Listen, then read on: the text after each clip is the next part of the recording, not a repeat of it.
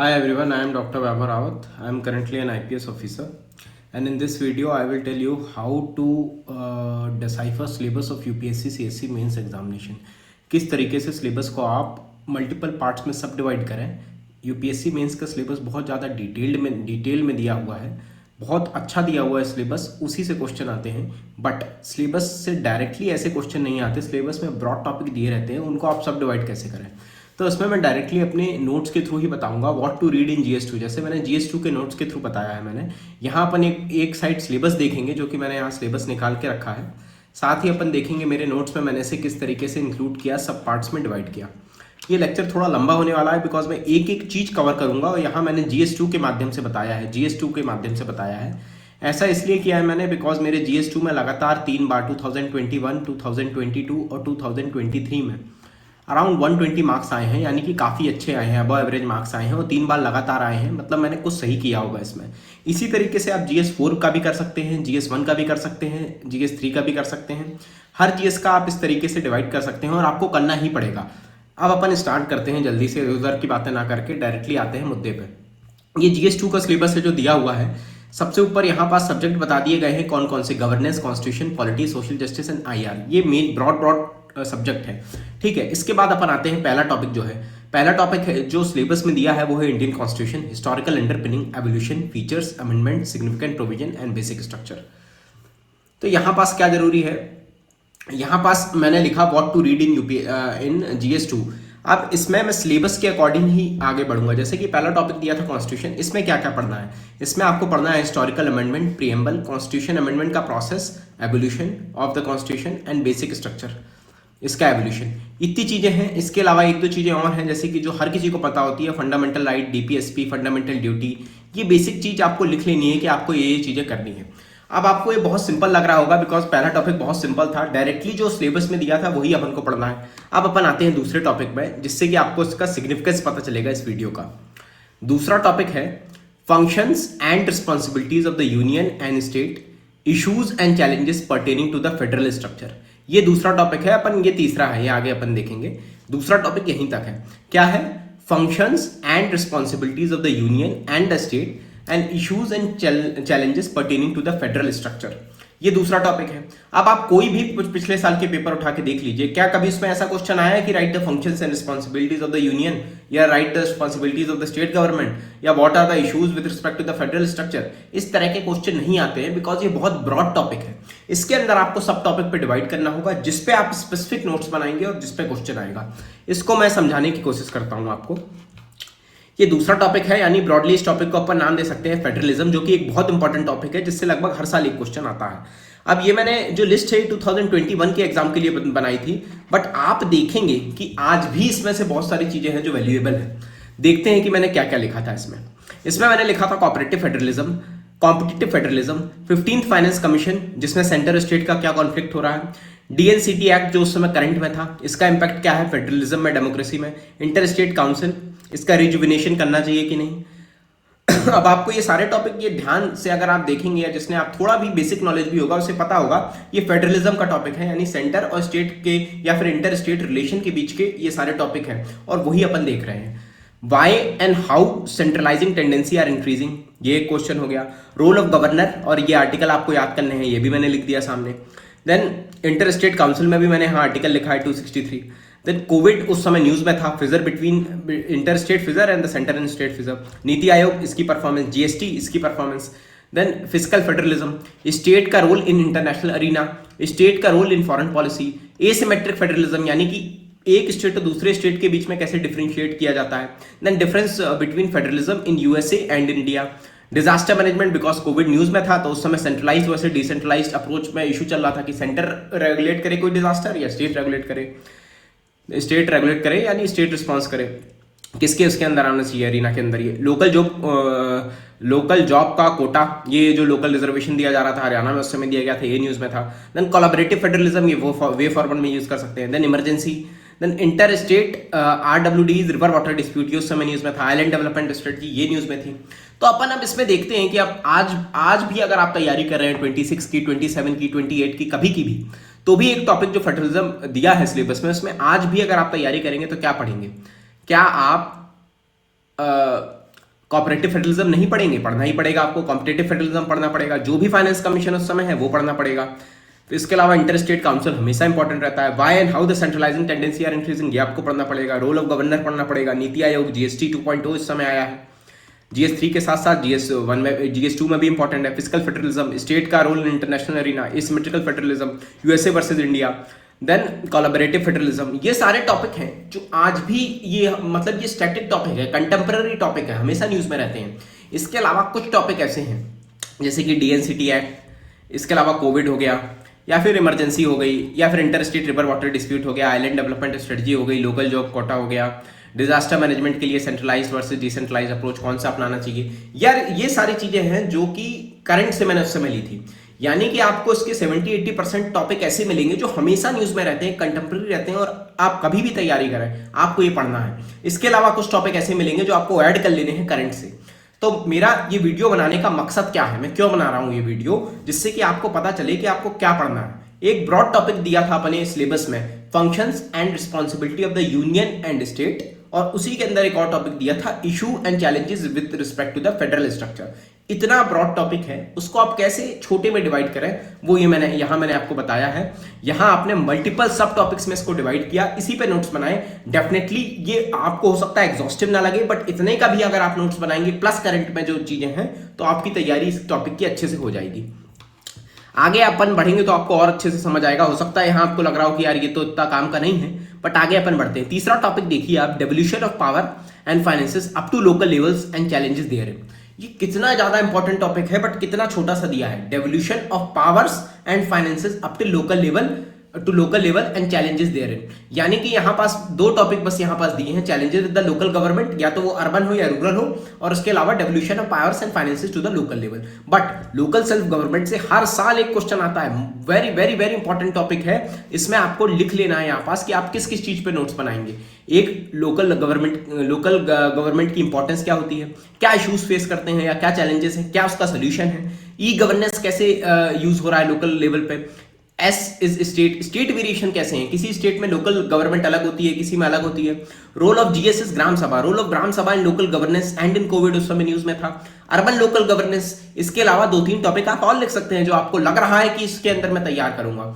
ऐसा लिखने से क्या हो जाता है, ये मैंने ब्रॉड हेडिंग क्या दी थी, मैंने 4-5 what to read in GS2, इससे आपको स्पेसिफिकली पता चल रहा है कि मुझे GS2 में क्या पढ़ना है। वरना फिर आप सिलेबस के थ्रू जाएंगे तो ब्रॉड टॉपिक दिए रहेंगे और आपको एग्जैक्टली नहीं पता होगा क्या करना है। वहां तो बस इतना दिया है कि पावर और फाइनेंसेस को कैसे लोकल लेवल पर डिवॉल्व करें और चैलेंजेस क्या है, बस इतना थोड़ी पढ़ेंगे आप। ये सारी चीजें भी तो पढ़ेंगे, आपको ये तो पता होना चाहिए कि ग्राम सभा का क्या इंपॉर्टेंस है, ओवरऑल लोकल गवर्नमेंट का इंपॉर्टेंस है, अर्बन लोकल गवर्नेंस के बारे में स्पेसिफिकली पता होना चाहिए। जनरली हम लोग मतलब रूरल पंचायत राज के बारे में बस पढ़ते हैं, ठीक है। ई गवर्नेंस कैसे हो रहा है इसमें यूज, ये सारी चीजें आपको पता होनी चाहिए। इसके अलावा अगर आपको लगे कि PYQ में कुछ आया है, इसके अलावा अगर आपको कोई मॉक सॉल्व करें और वहां कोई बहुत अच्छा क्वेश्चन मिल जाए, राइट इट डाउन, उसको भी अपने नोट्स में इंक्लूड करिए। बट आपको एक कोई ब्रॉड टॉपिक है उसके 7-8 टॉपिक सब डिवाइड करने पड़ेंगे, तभी तो आप उसके नोट्स बनाएंगे और याद करेंगे। वरना आप नोट्स किस चीज के बनाएंगे, लोकल गवर्नमेंट के ऐसे ही नोट्स बना लेंगे रैंडम, ऐसे तो होता नहीं है। स्पेसिफिक चीज आपको पता होनी चाहिए कि किसके नोट्स बनाने हैं। देन अगला आ जाता है SOP। SOP is the separation of power. अगला टॉपिक अपन देखते हैं यहाँ पास सिलेबस में क्या दिया है। यहां पास दिया है topic, separation of power between the various organs, dispute redressal mechanism and institution, ये चौथा टॉपिक दिया है। तो यहां पास आपको क्लियरली पता होना चाहिए कि सेपरेशन ऑफ पावर में आप क्या पढ़ने वाले हैं। ये भी बहुत इंपॉर्टेंट टॉपिक है, इससे भी क्वेश्चन आता है। सेपरेशन ऑफ पावर के कॉन्स्टिट्यूशनल प्रोविजन क्या है, वहां तो आपको ब्रॉडली आपको ये दिमाग में आ गया कि यार सेपरेशन ऑफ पावर सिलेबस में दिया है, बट उसके अंदर आप पढ़ेंगे क्या, अगेन मैं रिपीट कर रहा हूं बार बार, जिससे आपको इसकी इंपॉर्टेंस पता चले। सेपरेशन ऑफ पावर में आप पढ़ेंगे क्या, आप पढ़ेंगे कॉन्स्टिट्यूशनल प्रोविजन, फंक्शनल ओवरलैप क्या है, ठीक है, इसके एडवांटेज क्या है, डिसएडवांटेज क्या है सेपरेशन ऑफ पावर के, फंक्शनल ओवरलैप के। यानी कि आप समझ रहे हैं, अपन ने सबसे पहले देखा सेपरेशन ऑफ पावर के कॉन्स्टिट्यूशनल प्रोविजन, इसके अलावा अपन ने देखा क्या फंक्शनल ओवरलैप है, उसके एडवांटेज क्या है ओवरलैप के, डिसएडवांटेज क्या है।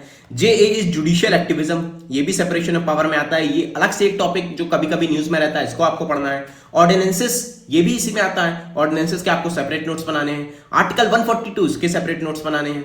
पार्डनिंग पावर, इसके सेपरेट नोट्स बनाने हैं। Delegated legislation, LIAs, legislative impact assessment, ये भी उस समय न्यूज में था, अभी भी है। अगर आप कहीं भी legislative impact assessment term use करेंगे, जैसे कि इन्वायरमेंटल इंपैक्ट असेसमेंट होता है, तो उससे वजन पड़ेगा और इसमें सेपरेट नोट्स भी इसके आप बना सकते हैं। तो मैंने यहाँ क्या किया, मैंने यहाँ ज्यादा दिमाग नहीं लगाया, मैंने एक ब्रॉड टॉपिक उठाया सिलेबस का कि सेपरेशन ऑफ पावर सिलेबस में दिया है, उसके अंदर मुझे क्या क्या पढ़ना है। मुझे कॉन्स्टिट्यूशनल प्रोविजन पढ़ने हैं, फंक्शनल ओवरलैप पढ़ना है, उसके एडवांटेज डिसएडवांटेज पढ़ने हैं, जुडिशियल एक्टिविज्म पढ़ना है, ऑर्डिनेंसेस पढ़ने हैं, डेलीगेटेड लेजिस्लेशन पढ़ना है, पार्डनिंग पावर पढ़नी है, आर्टिकल 142 के बारे में पढ़ना है, और इसके अंदर अपने सेपरेट नोट्स बनाने हैं कि इसके एडवांटेज, जैसे ऑर्डिनेंस का है, इसके अब अपन सेपरेट नोट्स बनाएंगे 2-3 पेज के, 1 पेज के, 2 पेज के, 1 पेज में ही हो जाएगा अगर आप अच्छे से लिखेंगे तो ये आज भी आपके लिए उतना ही सिग्निफिकेंस है जितना ये 4 साल पहले था, बिकॉज मैंने 2021 में भी यही यूज किया, 22 में भी यही यूज किया, 23 में भी इसी के नोट्स बनाए और यही पढ़ा, और लगातार मेरे 120 के अराउंड मार्क्स आए, जो कि अबव एवरेज मार्क्स है, अच्छे मार्क्स हैं।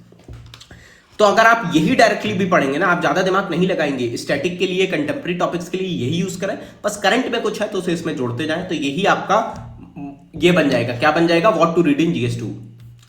अब आ जाता है 5th टॉपिक, क्या दिया है सिलेबस में।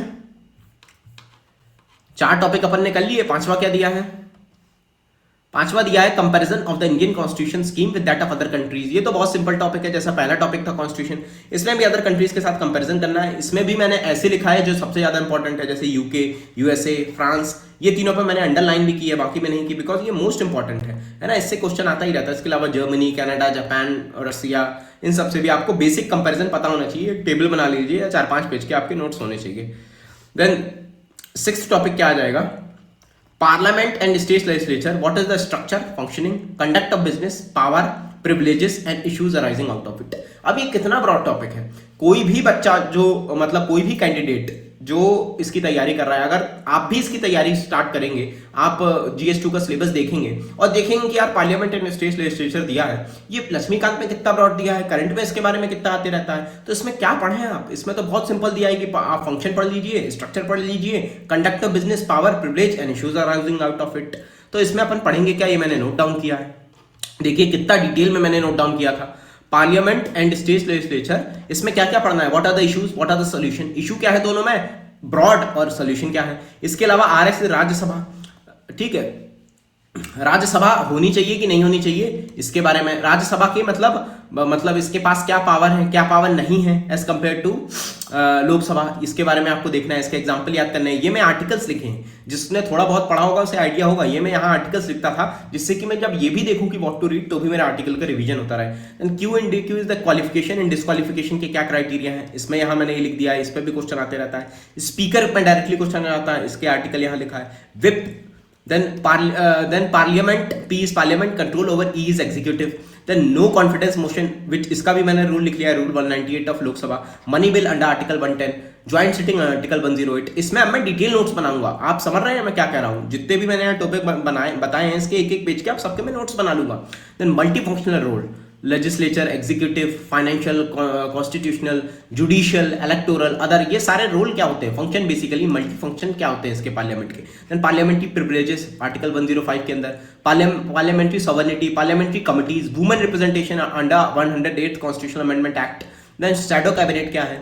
इस तरीके से मैंने बहुत सारे स्टैटिक टॉपिक तैयार कर लिए। ये सारे टॉपिक क्या है, स्टैटिक हैं या कंटेम्प्रेरी हैं, यानी हमेशा न्यूज में रहते हैं, ये कुछ बदलेंगे नहीं। आज भी आप तैयारी कर रहे हैं तो आपको यही सब पढ़ना है, ठीक है। अब आप खुद सोच के देखिए कि इसको सुनने के पहले आपका पर्सपेक्टिव कैसा था। आपने ये देखा होगा कि यार पार्लियामेंट एंड स्टेट लेजिस्लेचर है, इसमें कुछ टॉपिक्स दिए हैं मेंस के सिलेबस में 3-4, मैं उसमें नोट्स बना लेता हूं, बट ऐसा नहीं होता। हर कोई बताता है, मैंने भी बताया कि 1 पेज के नोट्स बनाने हैं, बट 1 पेज के नोट्स किस पे बनाने हैं, पार्लियामेंट पे थोड़ी आप बनाओगे 1 पेज के नोट, या स्टेट लेजिस्लेचर पे। आपको ये इतने सारे टॉपिक दिए हैं, इन सब में बनाने हैं, सबके 1-1 पेज के नोट्स होने चाहिए। SLC, स्टेट लेजिस्लेटिव काउंसिल भी बहुत इंपॉर्टेंट है, इस पे भी आपके नोट्स होने चाहिए। इस तरीके से कुछ टॉपिक्स हैं जिन पे आपके नोट्स होने चाहिए, ये मैंने यहाँ आपको बता दिया। अगर आप ये भी फॉलो करेंगे तो आपकी तैयारी बहुत अच्छी हो जाएगी, आई कैन गारंटी यू, है ना, ये गारंटी मैं दे रहा हूँ, ये प्री जैसा नहीं है। मेंस में अगर आप इतना पढ़ रहे हैं तो आपकी गारंटीड अच्छे नंबर आएंगे, अगर आपको आंसर राइटिंग की प्रैक्टिस है तो। देन अपन अगला टॉपिक देखते हैं, 7th topic, structure, organisation and functioning of the executive and the judiciary, ministries and departments of the government, pressure group. अब ये अलग टॉपिक हो गया, ठीक है, यहां तक देखते हैं अपन। Structure, organisation and functioning of the executive and judiciary, ministries and departments of the government. ये कोई टॉपिक है क्या? आप कोई आपसे ऐसा पूछेगा कि फाइनेंस मिनिस्ट्री के बारे में बताइए या फिर फाइनेंस डिपार्टमेंट के बारे में बताइए, कोई ये तो कभी क्वेश्चन पूछेगा नहीं। ना ही ये पूछेगा कि what is the organisation of the judiciary, ये थोड़ी पूछेगा कि एक सुप्रीम कोर्ट है, हाई कोर्ट है, लोअर कोर्ट है, ये कोई पूछता है क्या? ये नहीं पूछेगा, बट सिलेबस में तो यही दिया है। तो अपन को क्या करना है, इसको कैसे सब डिवाइड करना है, मैं आपको करके दिया है मैंने। जैसे कि एग्जीक्यूटिव मैंने यहां बस लिखा है, इसके अंदर कोई सब टॉपिक नहीं लिखा, बिकॉज उस साल इतना ज्यादा कुछ इंपॉर्टेंट नहीं होगा। आप लिख सकते हैं जैसे कि आप प्रेसिडेंट के बारे में पढ़ सकते हैं, प्रेसिडेंशियल इलेक्शन जब होता रहता है तो प्रेसिडेंशियल इलेक्शन के बारे में आप देख सकते हैं और इसको सब टॉपिक में डिवाइड कर सकते हैं। यहां मैंने इसलिए खाली छोड़ा है बिकॉज मैंने थोड़ी जगह भी छोड़ी है, बिकॉज अगर कुछ आता उस समय न्यूज में तो मैं लिख लेता, या फिर मुझे कुछ स्टैटिक में इंपॉर्टेंट लिखता तो लिख लेता, जैसे मैंने अभी लिख दिया है आपके लिए प्रेसिडेंशियल इलेक्शन इंपॉर्टेंट है। अब जुडिशरी में मैं क्या क्या पढ़ूंगा, मतलब वहां बेसिक इतना बड़ा था, वहां हेडिंग दी थी मेंस के सिलेबस में, उसमें क्या दिया था, एग्जीक्यूटिव और जुडिशरी। एग्जीक्यूटिव अपन ने देखा, जुडिशरी में आपको पढ़ना होगा रीजनल बेंच के बारे में, REG regional bench under article 130, tribunals के बारे में पढ़ना होगा article under 323 A and B, then collegium system, online dispute, DRS dispute resolution, all India judicial services, women in judiciary, sedition law, IFTC is the fast track code, then judges in Rajya Sabha, appointment of judges in Rajya Sabha, contempt of court under Article 129, what are the issues, broad issues and solution with the judiciary, then Gram Nyayalaya under Gram Nyayalaya Act of 2008, then arbitration and conciliation amendment act, ये arbitration उस समय news में था, then J से judicial activism, ये news में था। तो ये सारे टॉपिक हैं जिन पे आपको 1 पेज एंड नोट्स बना लेने हैं। आई होप आपको समझ आ रहा हो, मैंने बहुत ज्यादा सिंपल टर्म्स में आपको बताने की कोशिश की है, इसीलिए मैंने आपको बोल के नहीं बताया, आपको अपने खुद के नोट्स दिखा दिए हैं, लिख के नहीं बताया। जो मैंने लिखा था वही मैं आपके सामने एकदम ट्रांसपेरेंट वे में प्रेजेंट कर रहा हूं। और बिलीव मी, ये बहुत इंपॉर्टेंट, ये मोस्ट इंपॉर्टेंट है। अगर आपने ये कर लिया तभी आप नोट्स बनाएंगे, तभी आप सब कुछ आगे बढ़ पाएंगे। ये इनिशियल स्टेज है ना। जब भी आप प्री का बेसिक बुक्स पढ़ लिया, आपने करंट अफेयर का थोड़ा आइडिया हो गया, उसके बाद यही करते हैं आप। ये मैंने अभी तक नहीं बताया था अपने वीडियो में, बिकॉज इतना समय नहीं मिल पाया है, मुझे लगा कि इतना इंपॉर्टेंट या जो भी हो, बट मैं अभी मुझे लग रहा है कि बताना बहुत जरूरी हो गया था। बहुत सारे लोगों ने मुझसे पूछा था कि यार नोट्स कैसे बनाने हैं, किस चीज पे नोट्स बनाए, जैसे पार्लियामेंट दिया है, एग्जीक्यूटिव दिया है, जुडिशरी दिया है, तो क्या हम जुडिशरी लेके उस पर 1 पेज के नोट्स बना दें? अरे ऐसा थोड़ी होता है, ये बिल्कुल अब गलत तरीका है। मैंने जो बताया उसको सब टॉपिक में डिवाइड करिए, उस पर नोट्स बनाइए। कभी ये थोड़ी पूछेगा आपसे कि what is the organisation of the judiciary, जो यहाँ दिया है, ये तो मतलब ब्रॉड टॉपिक दिया हुआ है। अगला टॉपिक से अपन समझते हैं, जो है 8th is the salient feature of the RPA representation of people act. नहीं 8th ये नहीं है, चलो अपन ये बाद में देखेंगे, प्रेशर ग्रुप वाला छोड़ देते हैं टॉपिक, है ना, ये टॉपिक अपन बाद में देखेंगे। 8th मैंने कैसा लिखा है, 1 सेकंड में देख लूं, नहीं प्रेशर ग्रुप ही लिखा है। 8th टॉपिक है, 8th टॉपिक है अपना, ये नहीं है 8th टॉपिक है अपना प्रेशर ग्रुप। ठीक है, यहां तक अपन ने देखा था। अब यहां से pressure group and formal and informal association and their role in the polity, ये एक ब्रॉड टॉपिक है, तो इस पे आपको नोट्स बनाने हैं। किस चीज पे आप नोट्स बनाएंगे, प्रेशर ग्रुप में क्या क्या इंपॉर्टेंट है, क्या क्या चीजों पे नोट्स बनना चाहिए, definition, reason for the formation of the pressure group, characteristics of the pressure group, types of pressure group, examples of pressure group, different type of pressure group, roles, functions in the policy making, then why industrial pressure group are more successful, why farmer pressure group are more successful, limitation of pressure group, positive and the negative of the pressure group, difference between the pressure group and the political party, difference between the Indian and the western pressure groups, then caste based pressure group, their positive and the negative, evolution of pressure group over time, women and the pressure group, women मतलब जो women के pressure group होते हैं, impact of the globalization on the pressure group, methods used by the pressure group। ये आप देख रहे हैं आप कितना ज्यादा डिटेल, वे फॉरवर्ड इसके अलावा कितना ज्यादा डिटेल में आपने कवर किया है। इससे बाहर कुछ आ सकता है क्या? इसके 3-4 पेज के आपके नोट्स इजीली बन जाएंगे इतने कंटेंट के, और इससे बाहर कुछ नहीं आएगा। और आता ही है, ये डायरेक्ट क्वेश्चन होते हैं जो प्रेशर ग्रुप, एनजीओ वगैरह से आते हैं। ठीक है, ये एक टॉपिक को अपन ने सब डिवाइड कर लिया। अब आ जाता है 9th टॉपिक। 9th टॉपिक क्या है, salient feature of the representation of the people act. और अपन ने यहाँ आप देख रहे हो कि मैंने सिलेबस के हिसाब से ही लिखा है, जो पहले आ रहा है वो पहले लिखा है, जो बाद में आ रहा है वो बाद में लिखा है। प्रेशर ग्रुप के बाद आया 9th जो अपना टॉपिक आया, रिप्रेजेंटेशन ऑफ पीपल एक्ट। इसमें क्या दिया है, provision to prevent the criminalisation. इसमें आपको स्पेसिफिक प्रोविजन याद करने पड़ेंगे। मैं आपको कभी अगर मुझे टाइम मिला ना, वो बहुत ज्यादा है, बट मैं आपको अपने नोट्स दिखाने की भी कोशिश करूंगा कि कैसे मैंने इसी के थ्रू अपने नोट्स बनाए। What to read in GS2 मैंने ये बनाया 7-8 पेज का, और लिखे ब्रॉड टॉपिक्स, और इसी पे अपने नोट्स बना लिए। Then issues and the solutions with the RPA act, anti defection law, right to recall, MCC the model code of conduct, criminalisation of politics, simultaneous election. ये कुछ टॉपिक्स हैं जो आरपीए इलेक्शन से इंपॉर्टेंट है, तो ये मैंने यहाँ लिख लिए। ठीक है, अब इन सब पे मैं नोट्स बनाऊंगा और इन्हें पढ़ूंगा। अब आ जाता है 10वां topic. Appointment to various constitutional post, powers, functions, responsibilities of various constitutional body, यानी कि सिंपल टर्म्स में कॉन्स्टिट्यूशनल बॉडी के बारे में बात की गई है। तो अपन ने यहां देखी कॉन्स्टिट्यूशनल बॉडी, जो कि बहुत ज्यादा इंपॉर्टेंट टॉपिक है, इससे हर साल क्वेश्चन आता है। प्रोसेस ऑफ कॉन्स्टिट्यूशनलाइजेशन, कैसे किसी बॉडी को कॉन्स्टिट्यूशनल बॉडी बनाया जाता है। देन उसके बाद एक एक बॉडी के बारे में लिखा है। इलेक्शन कमीशन, इसका मैंने हर जगह आर्टिकल भी लिखा होगा। 3 function, administrative, advisory and quasi judicial, ठीक है। सुपरिंटेंडेंस, डायरेक्शन, कंट्रोल, ये सब लिखा है। फिर यूपीएससी, स्टेट पीएससी, इसके भी आर्टिकल्स लिखे हैं। पार्ट भी लिखा है, part 14 of the constitution. Finance commission, इसका भी आर्टिकल लिखा है। Balance wheel of physical federalism. Then PV Rangarajan, मतलब ये यहाँ मैंने कीवर्ड्स लिख दिए हैं जिससे कि मैं ये भी देखूँ तो मुझे कीवर्ड्स दिमाग में रिवीजन होते रहे। Then national commission of SC ST backward classes, इनके आर्टिकल्स लिखे हैं। Special officer of linguistic minority. Then CAG which is the controller auditor general of India, attorney advocate general, state finance commission, state finance commission, election commission, state के level पर जो होती है। Then district क्या है ये, शायद panchayat committee, district panchayat committee, then municipal panchayat committee. मैं भूल गया हूँ फुल फॉर्म, बहुत टाइम हो गया मुझे। तो ये भी है कुछ टॉपिक, इसके भी मैंने वो आर्टिकल्स लिखे हैं। तो ये है, ये आपने क्या लिख लिया कि अब कॉन्स्टिट्यूशनल बॉडी का टॉपिक वहाँ ब्रॉड दिया था, उसमें लिखा था कि पावर, फंक्शन, फंक्शन बताओ। ये आपने टॉपिक देख लिया, आपने लिखा और आपने देखा कि मैं स्पेसिफिकली क्या क्या पढ़ने वाला हूँ। ये सारी बॉडीज आप पढ़ने वाले हैं। इसके बाद अगला टॉपिक क्या है? अगला टॉपिक है 11th is this statutory, regulatory and various quasi judicial bodies.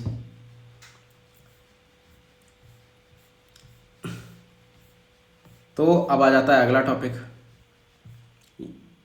यहाँ आ जाता है स्टैच्यूटरी यानी लॉ के थ्रू बनाए गए। रेगुलेटरी बॉडीज में NSRC, SHRC, RTI, information commission, Lokpal, Lokayukta, ये इंपॉर्टेंट मुझे लगा उस साल के लिए। क्वासी जुडिशियल बॉडीज में क्या होती हैं, ये एग्जांपल क्या है, इनके इंपॉर्टेंस क्या है, इश्यूज क्या है, सोल्यूशन क्या है, ये मैंने लिख लिया। यानी कि ब्रॉडली मैंने देख लिया कि मैं क्या पढ़ने वाला हूँ। अगला टॉपिक उसमें दिया है, क्या दिया है अपन ने देखा, 11th कर लिया। अब 12th में क्या दिया है? Government policies and intervention for development in various sectors and issues arising out of their design and implementation.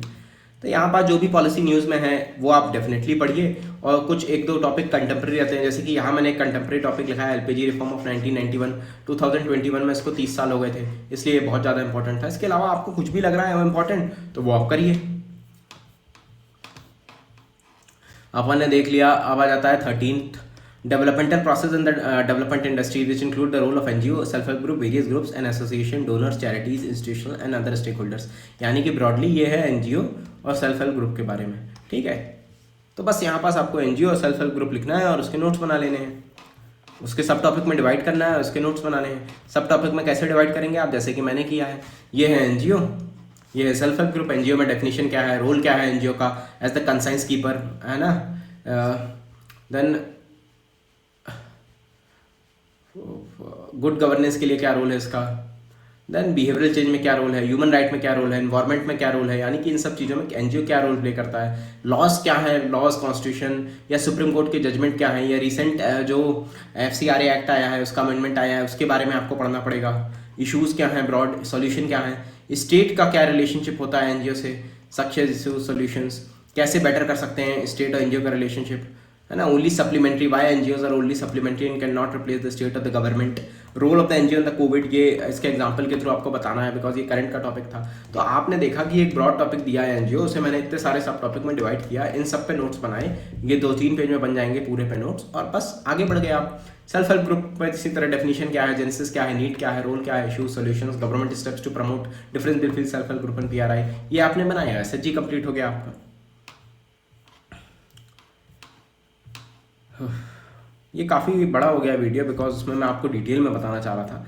Topic 14 है welfare schemes for vulnerable section of the population by the centre and the state and the performance of these schemes, mechanism, laws, institution, bodies constituted for the protection and betterment of vulnerable section. यानी कि ये vulnerable section के बारे में topic है, ठीक है। इसके ऊपर जो वेलफेयर स्कीम्स वगैरह बनाई जा रही हैं उनका टॉपिक है ये।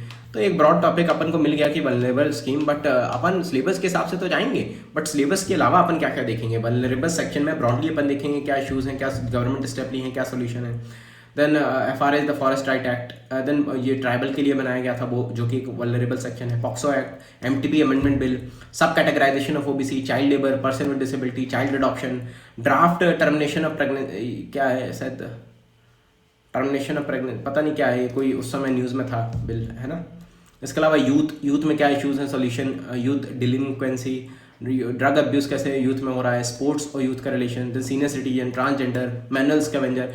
यानी कि बेसिकली आप ब्रॉडली क्या देखेंगे, ब्रॉडली अपन ने वल्नरेबल सेक्शन को डिवाइड कर लिया, जिसमें एक ट्राइबल्स आ गए, पॉक्सो यानी चिल्ड्रन आ गए, मदर आ गई, ओबीसीज आ गए, चाइल्ड लेबर आ गया, person with disability, child adoption, ये कोई एक्ट आ गया, यूथ आ गए, सीनियर सिटीजन आ गए, ट्रांसजेंडर आ गए, मैनुअल स्कैवेंजर आ गए। यानी कि अपन ने वल्नरेबल सेक्शन को मल्टीपल पार्ट्स में डिवाइड किया और इन सबके अपन क्या देखेंगे, अपन देखेंगे इश्यूज, गवर्नमेंट स्टेप और सॉल्यूशन। इसी से अपना पूरा वल्नरेबल सेक्शन खत्म हो जाएगा, कंप्लीट हो जाएगा। अब आ जाता है अगला टॉपिक जो कि है 15th, issues relating to the development and management of social sector services related to health, education and human resources. यानी बेसिकली हेल्थ और एजुकेशन के बारे में यहाँ बात हो रही है। अपन अगला टॉपिक भी देख लेते हैं, यहाँ क्या है, पॉवर्टी, हंगर। तो अपन को क्या देखना है, हेल्थ, एजुकेशन, पॉवर्टी, हंगर, ये 4 ब्रॉड टॉपिक अपन को मिल गए, इस पे अपन को नोट्स बनाने हैं। अब इसको अपन डायरेक्टली तो हेल्थ पे अपन कुछ भी नहीं लिख सकते, अपन को देखना पड़ेगा health, education, nutrition, poverty and hunger. ठीक है, तो एजुकेशन एंड स्किल डेवलपमेंट ये एक टॉपिक हो गया, ब्रॉड टॉपिक, जिसमें अपन ने बनाया national education policy, RTE act of right to education act of 2009, what are the broad issues and solution, what are the government steps with respect to education and skill development, digital divide in the education, ये education, innovation in education, literacy versus education में क्या difference है, over reliance on the GER which is the gross enrollment ratio, इस पर बहुत ध्यान दिया जा रहा था उस समय, इस पर ध्यान देंगे तो इश्यूज क्या है, फायदे क्या है, स्किल डेवलपमेंट, इंस्टीट्यूशनल सेटअप क्या है, नीड क्या है, चैलेंजेस क्या है, वे फॉरवर्ड क्या है स्किल डेवलपमेंट के, एसडीजी क्या है, सक्सेस, चैलेंजेस, वे फॉरवर्ड जो एसडीजी एजुकेशन के लिए है। देन कोविड ने कैसे opportunities to reimagine the school अपन को प्रोवाइड की, ये तो बहुत इंपॉर्टेंट था कि कोविड में एजुकेशन डिसरप्ट हो गई, ये एजुकेशन की तरफ बढ़ गए, वो मैंने लिखा है, बट कैसे कोविड ने एक अपॉर्चुनिटी प्रोवाइड की टू रीइमेजिन द एजुकेशन, ये उस समय बहुत न्यूज़ में था, तो ये भी लिखा है। Privatisation of schooling, quality versus early trade off, ठीक है, कैसे अपन क्वालिटी के लिए इक्विटी ट्रेड ऑफ कर सकते हैं अपन, अर्ली नहीं इक्विटी ट्रेड ऑफ, यानी कि इस पर आप डिबेट होता है, तो ये आप देख सकते हैं। ये एजुकेशन का टॉपिक हो गया। अब टॉपिक आता है हेल्थ का, न्यूट्रिशन यानी कि हंगर का। तो इसमें अपन देख सकते हैं what are the challenges, solution, universal health coverage, prevention, insurance based health, then public health care, ठीक है, national health policy of 2017, IT यानी information technology initiative, Ayushman Bharat, national nutrition mission और पोषण अभियान, ये न्यूट्रिशन का आ गया, एसडीजी दोनों के, हेल्थ के भी और न्यूट्रिशन के भी, success, challenges, way forward, mental health, कोविड-19, वे फॉरवर्ड के लिए मैंने टर्म याद किया था, हॉलिस्टिक, प्रणाम, हेल्थ फॉर ऑल, ये सारे इसके मतलब ये निमोनिक है, इसका हर एक का वो यूज़ है, मतलब हर एक का कुछ अपना अलग मतलब है। न्यूट्रिशन के लिए what are the determinants of nutrition, what are the government step, what are the issues, what are solution. तो अपना हेल्थ, एजुकेशन, हंगर ये सब कवर हो गया। इसके अलावा मैंने 2 चीज़ें और बोली थी वहाँ जो अपन ने देखे थे, पॉवर्टी एंड हंगर। हंगर तो अपना कवर हो गया न्यूट्रिशन में। पॉवर्टी का आ जाता है व्हाट आर द कॉन्सेप्ट, क्या होती है पॉवर्टी, गवर्नमेंट स्टेप क्या है, इश्यूज क्या है, सोल्यूशन क्या है। जनरली लोग इतने ही में खत्म हो जाते हैं, बट इतने में नहीं आपको खत्म होना है ना, आपको और नोट्स बनाने हैं, क्या कॉजेज हैं, क्या कॉन्सिक्वेंसेज हैं, इतना तो आदमी लिखता है। इसके अलावा पॉवर्टी लाइन है, उसके इश्यूज क्या है, सोल्यूशन क्या है, सोशल एक्सक्लूजन कैसे पॉवर्टी से रिलेटेड है, मेजरमेंट कैसे करते हैं पॉवर्टी का, monitoring, then multi dimensional poverty index, specific dimensions, universal basic income, then Garib Kalyan रोजगार योजना, इंक्लूसिव ग्रोथ, ये सारे ब्रॉड टॉपिक्स हैं जो पॉवर्टी में आ जाते हैं।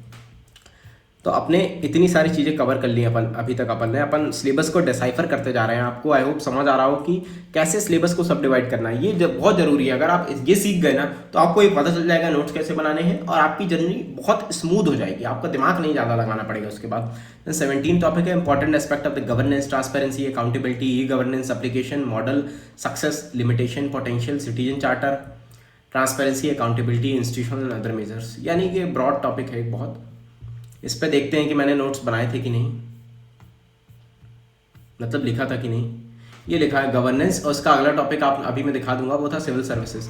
ये लिखा है गवर्नेंस का, गुड गवर्नेंस, ई गवर्नेंस के क्या बेनिफिट हैं, इश्यूज हैं, स्टेप्स हैं, सॉल्यूशंस हैं, citizen charter, social audit, RTI, then modernisation, then democracy, changing nature of the bureaucracy, then issues with the civil services, what are the solution, specific issues like lateral entry, traditional versus modern, then social capital, data led governance. ये कुछ topic जो उस समय governance में, civil service में news थे, वो मैंने कवर कर लिए। तो ये अपन ने देख लिया, क्या देख लिया अपन ने, गवर्नेंस देख ली, ट्रांसपेरेंसी, अकाउंटेबिलिटी, गवर्नेंस वगैरह देख लिया। अगला टॉपिक था रोल ऑफ सिविल सर्विसेज, वो भी अपन ने देख लिया इसी में। देन आ जाता है 19 the Indian it's neighbourhood relation. अब ये पूरा IR आ जाता है, Indian neighbourhood relation, bilateral, regional, and the global grouping and agreement involving India and other affected the policies and politics of developed and developing countries in India interest and Indian diaspora एक अलग topic है। तो अपन देख लेते हैं एक बार, मैं आपको पूरा वो दिखा देता हूँ, उसके बाद अपन यहाँ आ जाएंगे कि मैंने क्या क्या इसमें पढ़ा था। अब ये पूरा करंट से रिलेटेड टॉपिक है, relation with the other countries and the groups. इसमें आ जाता है India ASEAN, India central Asia, India RCEP with the regional comprehensive economic partnership. उस समय न्यूज़ में था India Nepal, India Bangladesh, India Vietnam, जो भी कंट्री न्यूज़ में है ना, India Mauritius Maldives, Myanmar, South Korea, USA, Tibet, China, Russia, है ना, ये सब बहुत सारी हो जाएंगी। इसमें आपको रुकना नहीं है ना। मोस्ट ऑफ द कंट्रीज से आपको बेसिक रिलेशन पता होना चाहिए, मोस्ट ऑफ द कंट्रीज से आपको बेसिक रिलेशन का आइडिया होना चाहिए। इसके अलावा जो भी न्यूज़ में आ रहा है, जो बॉडी है या जो भी आ रहा है ग्रुपिंग है, उससे आपको रिलेशन का पता होना चाहिए। देन अगला टॉपिक अपन ने देखा था क्या ग्रुपिंग है, क्या एग्रीमेंट है, जिसमें BIMSTEC, Quad, BRICS, G20, SCO, OPEC, G7, ये कुछ है। उसके अलावा कोई और है जैसे ग्लोबल साउथ वगैरह है, अब बाद में न्यूज़ में आया था। इसके बाद और भी कुछ चीज़ें हैं जो न्यूज़ में है, उसमें आप ऐड करते जाइए। देन पॉलिसी, अगला टॉपिक अपन ने देखा था policies of other countries affecting India. इसमें आ जाता है minilateralism. Then Afghan peace process उस समय चल रही थी। Then DFFT, India US defence agreement. ये सारे आपको पता होना चाहिए कि IR में कैसे क्वेश्चन आते हैं। IR में आते हैं करंट अफेयर से क्वेश्चन, तो ये करंट के टॉपिक होंगे। अगर आपको लग रहा है कि यार आपने ये सब नहीं सुना, तो इतना कुछ दिमाग नहीं लगाना है ना। कुछ टॉपिक आज भी इंपॉर्टेंट है, जैसे मिनीलिटरिज्म हो गया, इंडिया US डिफेंस एग्रीमेंट हो गया, न्यूक्लियर डिसआर्मामेंट हो गया, इंडियन सिविल न्यूक्लियर पार्टनरशिप हो गया, कॉपरेशन हो गया, चाबहार पोर्ट हो गया, ब्रेक्सिट इस समय बहुत न्यूज़ में था, India China water relation. Then religion, use of religion as piece of power, geo politics of technology, vaccine diplomacy, Indian Ocean region. Then this is the South Asian energy relation, Arctic policy, Suez Canal, Indian Persian Gulf का relation, IWT is the Indus water treaty. ये कुछ policies या agreement थे India या दूसरी countries के। जैसे Brexit किसका था, UK का, इंडिया से कुछ रिलेशन नहीं है इसका, इंडिया में कुछ रोल नहीं है, बट इंपैक्ट इंडिया में पड़ रहा है। So policies of other countries affecting India अपन ने लिख ली। देन इंटरनेशनल, लास्ट टॉपिक था शायद, लास्ट नहीं सेकंड लास्ट टॉपिक है इंटरनेशनल इंस्टीट्यूशन। इसमें ICC आ जाता है, UNHRC, UNSC, WHO, WTO, IMF, जो भी न्यूज़ में है। जैसे WHO बहुत न्यूज़ में था, ठीक है, UNSC हमेशा ही न्यूज़ में रहता है, WTO हमेशा न्यूज़ में रहता है, IMF। तो ये सब आपको पढ़ने हैं, इनका बेसिक आइडिया आपका होना चाहिए, एक 2 पेज के ब्रॉड नोट्स होने चाहिए। देन इंडियन डायस्पोरा, इनकी इंपॉर्टेंस क्या है, चैलेंजेस क्या है, गवर्नमेंट स्टेप क्या है, वे फॉरवर्ड क्या है, role of Indian diaspora in USA, south east Asia, west Asia. Then this is, ये क्या दिया है, पता नहीं क्या लिखा है, Europe, I think central Asia, जहाँ इंडियन डायस्पोरा मेनली मिलती है। तो ये अपन ने क्या देख लिया।